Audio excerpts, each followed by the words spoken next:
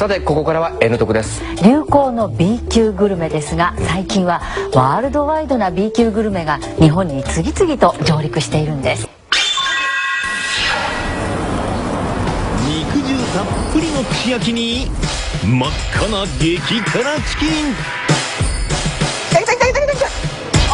ペテルマンタ。そしてこちらはちょっと大きな小籠包。美味しかった。アジア各地から B 級グルメが今続々日本に上陸している。今何食べてたんですか？ラグメンです。ラグメンって何？週3やろう。ヤンローって何？聞き慣れないメニューだが味は日本人にもぴったり。そこには人々の熱い思いが。本当の現地の味で美味しさを伝えたいっていうのが一番のきっかけですね。現地に行かなくても都内で味わえちゃう人気の新しいアジアン B 級グルメをいただきますだ。続いてはかつてシルクロードの交差点として栄えたウイグルから西新宿にやってきた B 級グルメ。今年5月にオープンしたばかりのこちらの店では大人気のメニューがあるという。それはラグメンはやっぱ来たら必ず頼む。ラグメン大好きで。ラグメンって何？こちらタリムラグメンでございます。こちらがラグメン。うどんに似た白い麺にトマトベースのピリ辛野菜炒めを乗せて食べるウイグルの主食なのだという。こちらはパスタの素なんですよ。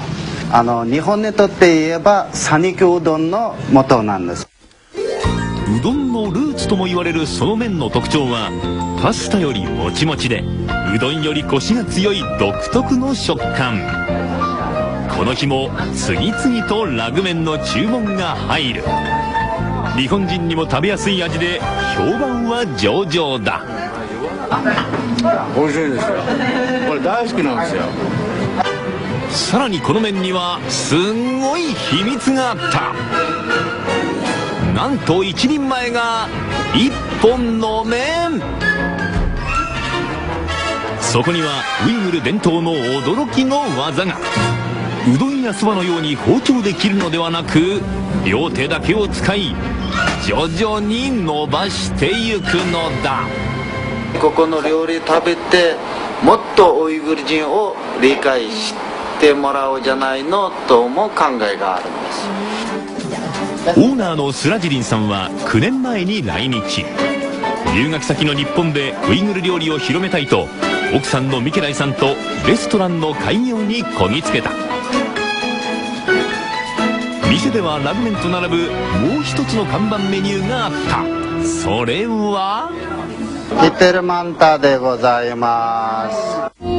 どこかで見たことのある形。そう、これは小籠包のルーツだと言われているペテルマンタというメニュー。たっぷりジューシーな肉汁が自慢だ。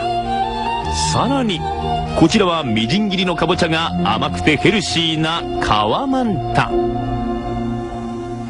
小籠包のルーツウイグルのペテルマンタを日本に広めようというスラジディンさん。温かいうちにどうぞ。実は奥さんのミケライさんの一族がウイグルで60年以上営んでいたレストランの名物だったという。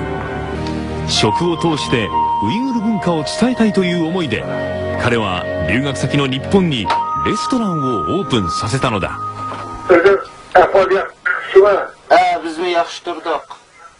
ウイグルにいる家族には毎日のように電話をしている。名物ペテルマンタの味を受け継ぐ店を日本で出したことをみんな喜んでいる。そうスラジリンさんは話す。一族に伝わる秘伝のレシピで作る貴重な一品。美味しかった。コクがある感じで鮮度はこっちかなって感じしちゃった。かぼちゃが入って女性にもぴったりだな。アジア各地の知られざる美食上陸の陰にはさまざまな人の熱い思いが込められていた。食欲の秋今最も熱いアジアン B 級グルメを味わってみては？